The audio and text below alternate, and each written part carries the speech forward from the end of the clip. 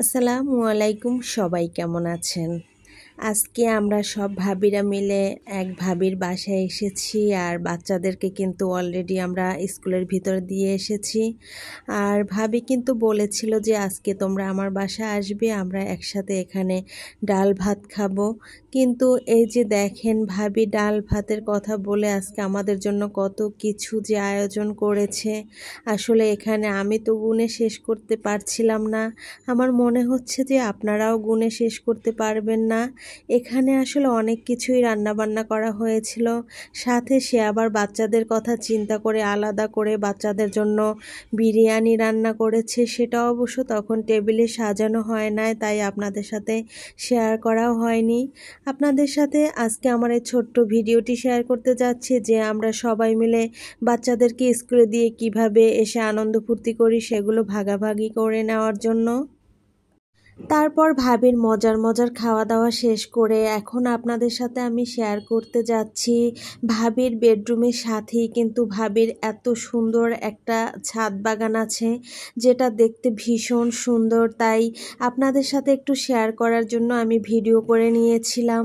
আর এখানে অনেক সুন্দর সুন্দর ফুল গাছ আছে, যেগুলো আসলে দেখলে একেবারে মন ভরে যায়। বেডরুমের সাথে যদি এত সুন্দর একটা ছাদ বাগান থাকে, এটা কার না ভালো লাগে বলেন।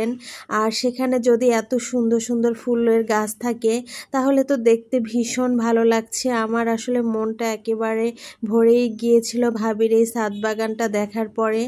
আর এই ফুল গাছটা এত সুন্দর সুগন্ধ ছিল আসলে, যেটা বলার মতো না। আমার মনে হচ্ছিল যেন এই ফুল গাছটা আমি বাসায় নিয়ে যাই আমার সাথে করে।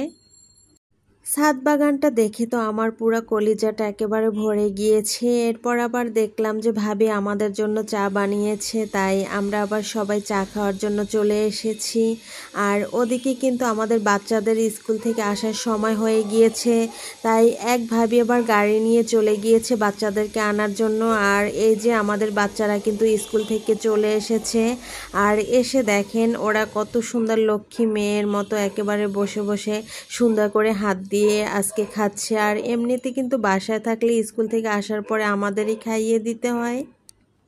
বাচ্চারা খাওয়া দাওয়া করে ছাদ বাগানে গিয়ে খেলাধুলা করছিল। আর এদিকে আবার বিকেলবেলা ভাবি আমাদের জন্য কত নাস্তার আয়োজন করেছে দেখেন। একটু আগেই আসলে খাওয়া দাওয়া শেষ করেছি, তারপরে এখন আবার এই নাস্তার আইটেমগুলো। আসলে জানি না ভাবি এত কিছু কিভাবে করেছে। আমারই ভাবতে অবাক লাগছিল যে ভাবি এত সময় নিয়ে কিভাবে এত কষ্ট করে এত কিছু করেছে জানি না। আর এত সুন্দর সুন্দর রান্নার আইটেমগুলো আসলে দেখতে ভীষণ ভালো লাগছিল, খেতেও কিন্তু ভীষণ মজা হয়েছিল।